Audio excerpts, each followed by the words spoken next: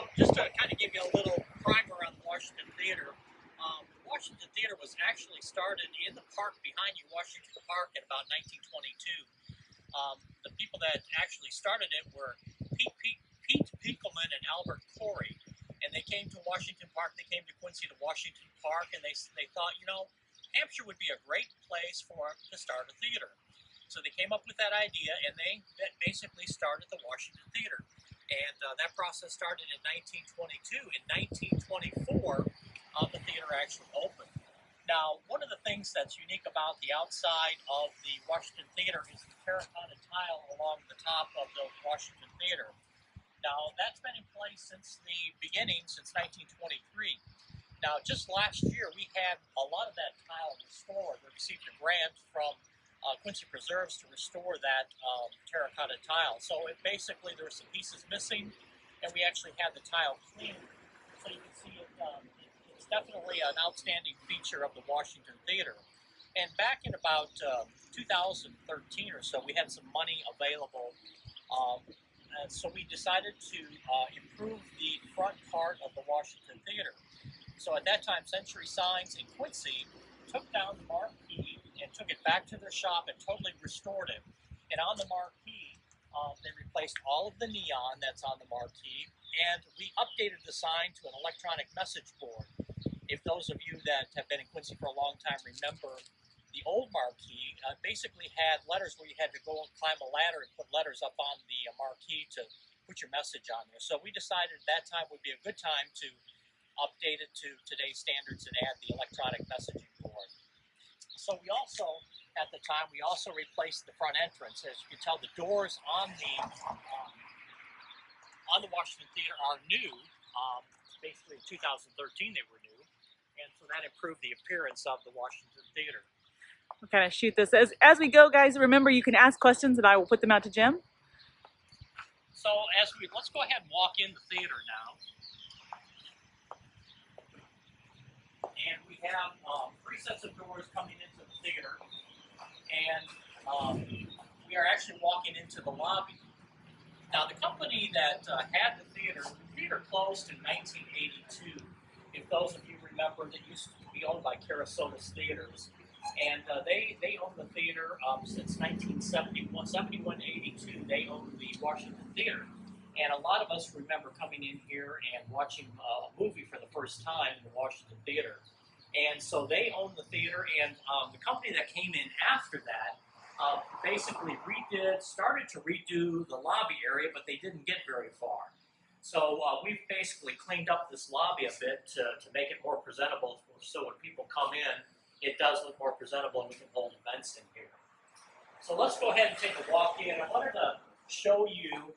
Let's look at this first picture up here on the wall. This is the how this looked along Hampshire Street when Pete Pinkelman and Albert Corey stopped by Quincy and Washington Park and decided, hey, this would be a great place for a theater. This is what the front of the building looked like before it became the Washington Theater. And over the years, it just basically changed. Now, let's go to the next photo. The next photo is actually a performance from the 1930s. Remember when the Washington Theater opened in the 30s, it was mostly vaudeville performances on stage. Later, they started to add movies to the mixture, but most of the performances were vaudeville related. On the next picture, you can kind of see, this is the top one is an artist's rendering of the front of the Washington Theater. And you can tell the model of the cars look like cars from the 30s or 40s in that drawing, people lining up waiting to get in the Washington Theater. And then the picture below basically shows the original seating in the Washington Theater. Now remember, when this theater opened, the seating capacity here was 1,480 seats. So it was quite a large theater. Now, today's standards, that would have to be cut down because the seats would be larger, and with ADA rules, that would change the seating capacity. Let's go down to a couple more pictures here while we're here. Let's go to the top picture. Quincy's Washington Theater was one of the only theaters in Quincy for a long time And as you can see, this was an event. It was an Easter parade, an Easter movie. There was all kinds of events down here at the Washington Theater. And it was probably about 25 cents to get in the theater at the time. And you can see people lined up waiting to get into the theater. And down below is an ad that was a billboard that was actually published. This is when sound was added to pictures at the Washington Theater. This was an ad that was put out, or I should say a billboard that was put out. I don't know if you can read that with the little bit of glare we've got, but it says, "Pictures endowed with motion and speech, the most amazing of all modern miracles." And it was quite an invention to be able to add audio to the film. And we're going to talk about what they did before audio here when we get into the auditorium.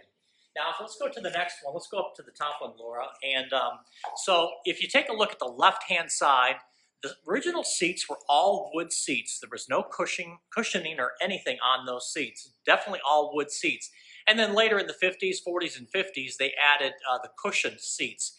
But they were nothing like the seats that you experience in theaters today. They were more comfortable than the wood seats, but not as comfortable as the seats in the theaters today.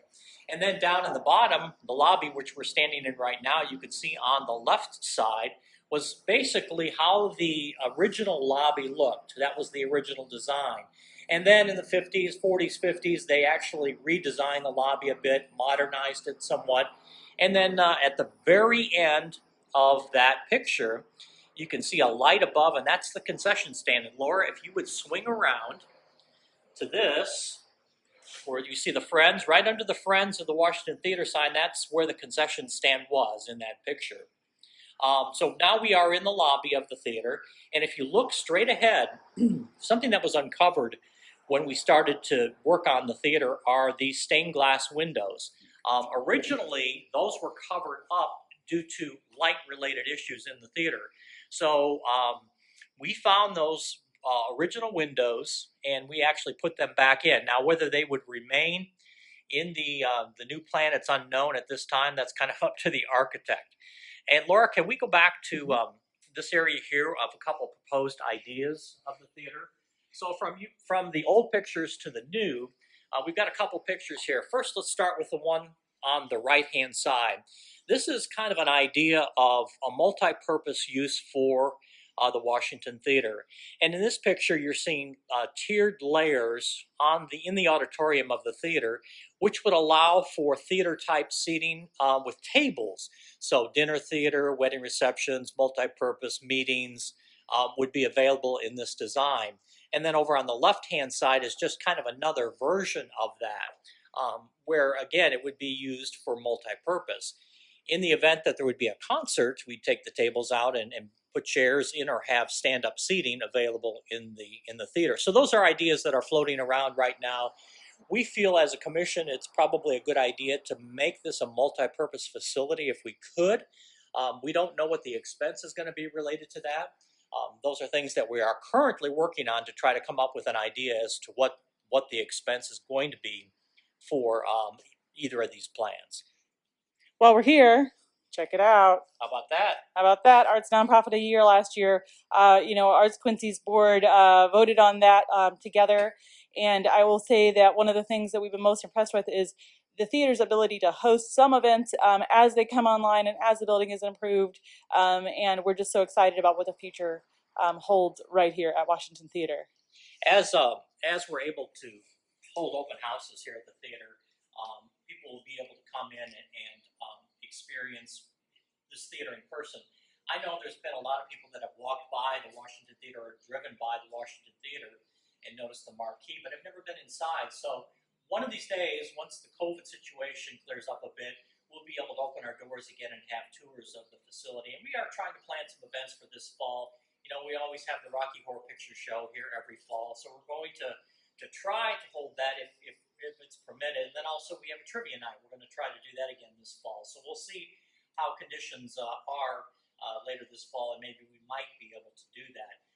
Laura, on the table here, we also have some literature as far as information available about the Washington Theater, historical facts and information. So if you do come to the theater, you're free to browse through this information and you're free to leave a donation too. I was That's going to always a say, good thing. how can people, we'll say it again at the end, but how can people donate if they're interested in donating? Well, basically, there's a couple different ways. We have on our website, QuincyWashingtonTheater.org, we have an area on our website to donate there. And then also, you can leave us a message on Facebook or on our website. We'll be glad to respond if you've got some questions regarding a donation. It looks like we've got both Brian Hines and Signe Oakley tuned in. Good morning, everybody. There is a fabulous cover from Arts Quincy magazine with the Hineses on it right there. So go to your right just a little bit there. I'm going to show you this door here. We got it. So we have other parts of the theater, and this door actually goes up to, if we have time, we'll show you the space because I'd like you to see it. This goes downstairs and upstairs. Now, initially, downstairs used to be a cafeteria. And so right now the area is empty, but we are looking to rent that facility. And then upstairs used to be a dance studio, and that space is also available. And you might have noticed down in the front of the building, there's another space which is currently occupied by a tenant, and that's an attorney's office there. So we've got several other spaces here that are available to rent if anyone is interested. Let's go in the theater. Let's do it. Let's walk into the theater now. I think every time I come in, there's something new I notice. I mean, check out this cool fixture. Always something new. Lots of very neat architecture. Now, if you want to spin around, if you can see that on camera, those are not the original seats in the theater. Those are the seats that were probably put in, I would say 40s, 50s, something like that. But those were the seats that were here when we started the Washington Theater Commission started. So if you go into the theater, and the first thing I think everyone notices when they walk into the theater is they look up and they see the big dome in the center of the theater.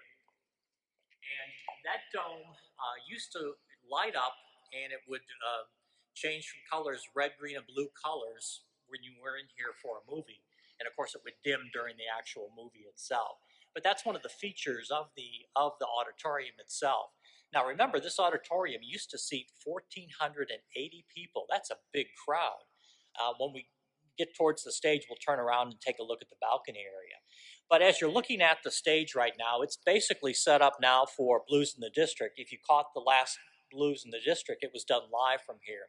And they actually their backs were to the auditorium, so they did show off the architecture of the auditorium a bit. And right below the stage in the front is the orchestra pit.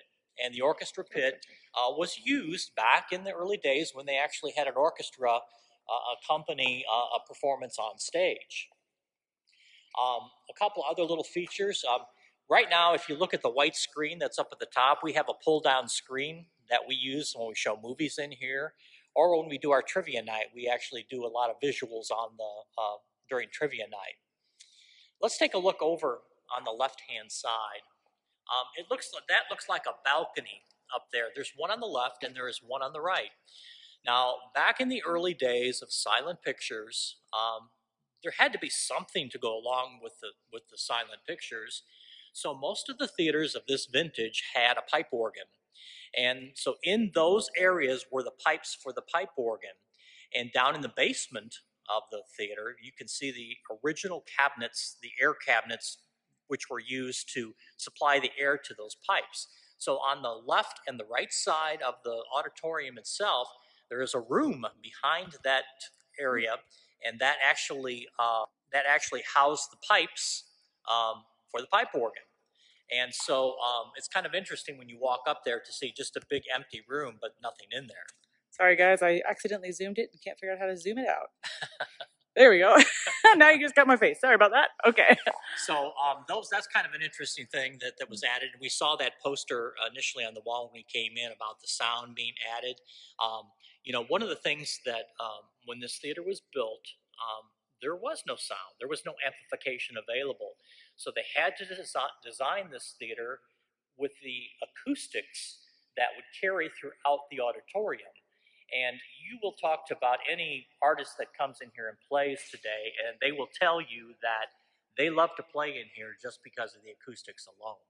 And so that's one really good. Right now it's absence of course, the cloth seats, but if those were in place, the acoustics would be almost perfect in this auditorium. Now you're looking at kind of some of the architecture of the building itself. That big grate up at the top there was actually a vent, and that helped with the heating and cooling. Speaking of heating and cooling, when the building was first built, it closed down actually a couple years later. And the reason they closed the building is because they wanted to make some improvements. Now, if you take a look at the stage over here, one of the improvements they made is they lowered that stage 14 inches because based on the documentation that we found is that the sight lines were impaired by some of the people sitting in the front rows of the theater. So they did that. They lowered the stage 14 inches. They added the very first air conditioning system to a theater in Illinois, and it was called swamp cooling at the time. And so it kept the auditorium at a very comfortable 70 degrees all year round. And so that was added. And if you take a look, you've been in the theater before, and you see the little plates on the floor. If you pull one of those plates up, let me see if I can. Oh. You can see that that's a hole in the floor. And that is the way that the heating and cooling system worked, is in the, I believe this is the way it worked, is in the wintertime, it would pull the cold air off the floor. In the summertime, it would push the cool air through these vents. Now, when you were in here and it was a theater, you didn't see these because these were under the seats.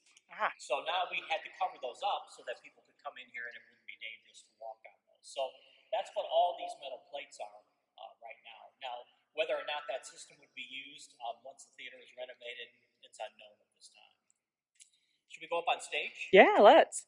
While we're walking up, do remember that Blues in the District is going live from the district for now, and the next one is scheduled for June 22nd. And we had a lot of fun watching it at my house. I hope you guys tune into that. It is live on both Facebook from the district and YouTube live. So we still got some gear set up from that. And as you can tell on the stage, it's not a very deep stage. Remember, it was used for vaudeville back in the day, so they really didn't need the depth of a performance stage. But it would be adequate for most of the things that we would have in here. I wanted to take you over and show you the little lighting control before we get too far. A lot of things were removed, like the organ and the pipes were all removed. But one thing that was not removed was this little lighting control panel over here. Oh, wow. And this is how they actually control all the lighting for the theater. In the days when it was owned by Carasotas, they didn't use this, but this was too massive to take out, so they just left it. And so the way that they turn the lights up and down were by these controls. And they actually push these up and down, Wow. which would create a dimming effect on the lights. As you can see, it's pretty hard to pull them right now just for the fact that it's been here and rusted over the years. But that's how they used to control the lights in the theater, with this panel. It does look like it would be hard to get out. So when they're performing on stage, you see they have a great view. There's just a great view of the auditorium. And again, the acoustics from this point, if you're standing here at center stage, the acoustics are fantastic. That's why we have artists that love to come in and play on stage, just because of those acoustics. It's a great environment for acoustical music or a full band. Either way, it's a great location for that. And there's a really great video. It was done by Table 16. Table 16, yes, that kind of highlights the projected use of the auditorium. We'll post the link to that when we are done here under the comments. And please, if you have questions, guys, while you're watching, do give us a holler. Do you want to go downstairs?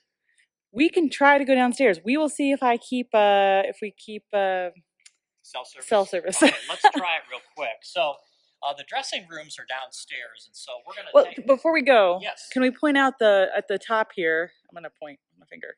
See right up there. So that is a little lobby area that is a part of the balcony. So when you come up the steps from the main lobby, you enter into that area there.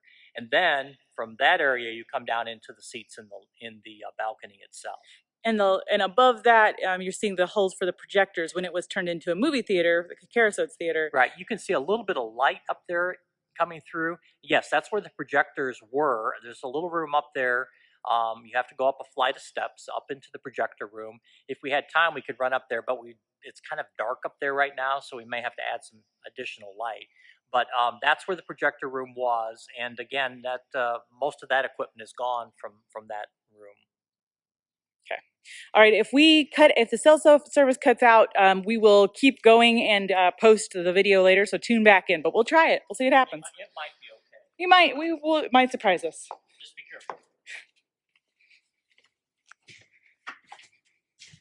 This is why I didn't wear heels today. Well, the lights are not working, so we probably shouldn't come down here. I don't see anything. That's all right. There's a stairwell. Usually they come on there. It's an automatic eye that detects motion. So I guess we won't be able to. That's all right.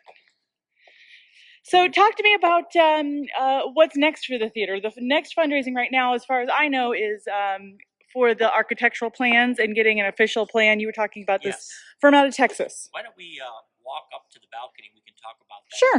as we walk up. So right now, kind of what we're doing is we had a goal of raising about $100,000 to start our architectural plan. And basically, our architectural plan is our roadmap to start our fundraising project. And without that roadmap, people just are not going to want to give large sums of money to a project like this. So that's why we feel it's important to have a good idea, not only to what the plan is, but what it's going to cost. So we've been working on that, and COVID kicked in. We kind of put the brakes on everything, to get that project started again. Probably won't take too much, but that's kind of on our agenda as the next thing that we are going to do. Okay, I can follow you. Okay, so let's head this way. Sorry about the camera work while I'm walking, guys. One of these days I'm going to get a gimbal. You should have brought mine. Oh! For those of you who don't know, Jim works at WGM. He does amazing work over there, and WGM is, of course, a huge supporter of the Washington Theater and of really all the arts in Quincy. We've been really thankful for their partnership, especially at a time like this when all the arts orgs are needing to stay visible. So one of the things while we're in the auditorium I wanted to point out, we've done quite a few improvements in here. We've repaired a lot of the plaster on the walls. We've painted that area to make it look more aesthetically pleasing as you come in the auditorium. Of course, we've covered up all of the holes in the floor so that people wouldn't trip. We've added additional lighting to the theater. And there's other things that you can't see, like we replaced the entire roof of this building when this project first started, and that was over $250,000. Wow. So that was something that was really, really needed to take place before we really could get started. So a lot of the work that has gone into this building and money that's gone into this building has been used to stabilize it. Right. And that's one of the important things, that we couldn't do anything to it until we stabilized it. And then we talked about this. There were these are from the 50s. I'm thinking maybe. They weren't original. These were kind of designs that were on some of the walls. And when we go up to the balcony, you'll be able to see more of them up there. A lot of them were faded and you couldn't recognize them. This is probably the best one, and so we decided to save it. Yeah. All right, let's head up. There's the stained glass again. I hope the stained glass stays. It's very lovely. Yeah.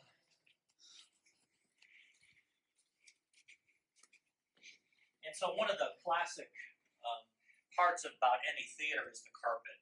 If you look at the carpet that's kind of in the lobby, that again is original carpet. It's got that unique floral design, and that's indicative of theaters back in the early days. They always used that type of carpet. And then the carpet going up to the balcony is kind of this red velvety looking carpet. Little egg, what do they call that? Dart and egg pattern around the. Yes. So you can tell the stairs are fairly narrow. Again, ADA rules did not exist back in those early days, so really narrow steps.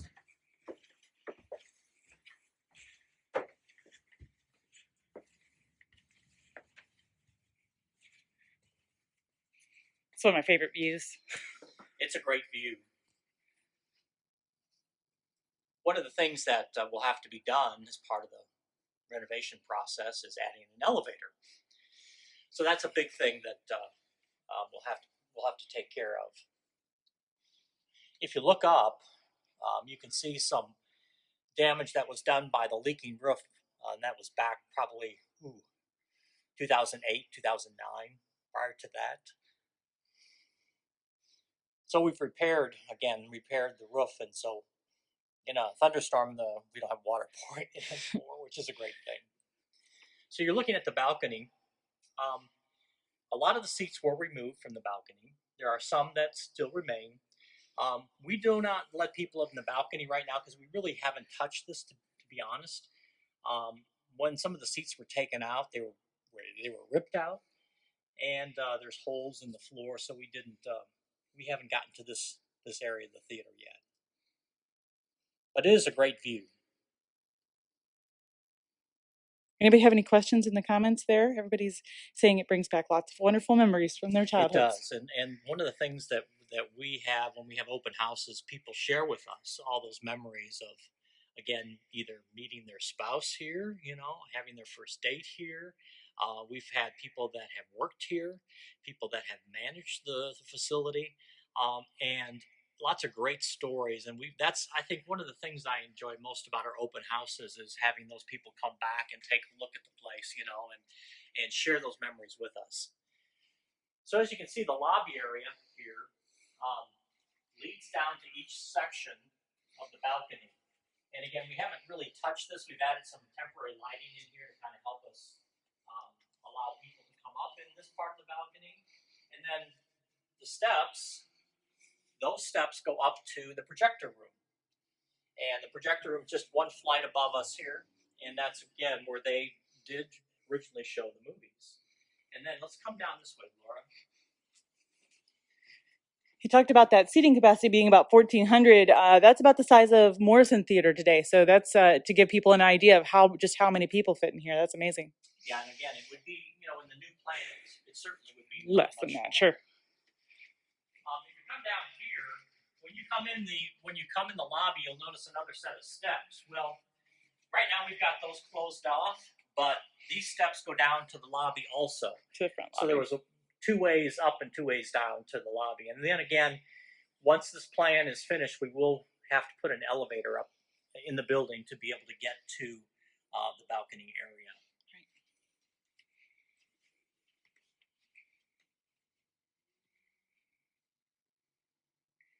Just a great view. I invite you to come in here once when we have live entertainment in here, because it is enjoyable to sit down in one of the seats in the auditorium and just enjoy the music. Absolutely. It vibrates and just makes you feel like you're a part of the music. Fantastic. Well, is there any other places we want to explore? That is really about it. Yeah. The dressing rooms, again, were downstairs, and then the projector area upstairs, and then there's some utility areas upstairs. Oh, can we go down to the dance studio? Sure. What was the dance studio? Just follow us for a little bit here. We'll go down steps and then come up steps. I'll get you through windows so that we're not just following Jim's back.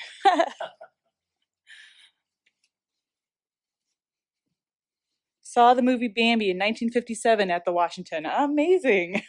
Yeah, there's a lot of those memories. People remember their first movie here or their last movie here. Thanks for sharing that, Judy.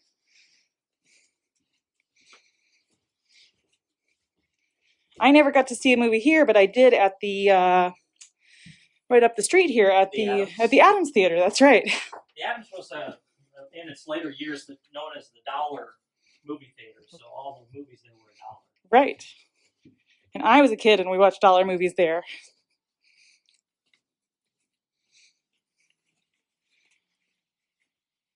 So back after the theater was closed in 1982, there was a company that came in and did some renovation to the theater. Well, not to the theater proper, to extra areas of the theater. That being, there was an office right off of Hampshire Street, and then we're about to go up to was a dance studio.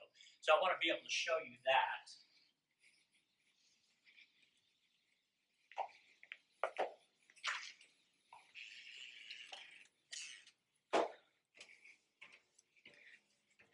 So this space is currently available for rent. We did have a dance studio in here, and they actually moved in with another dance studio.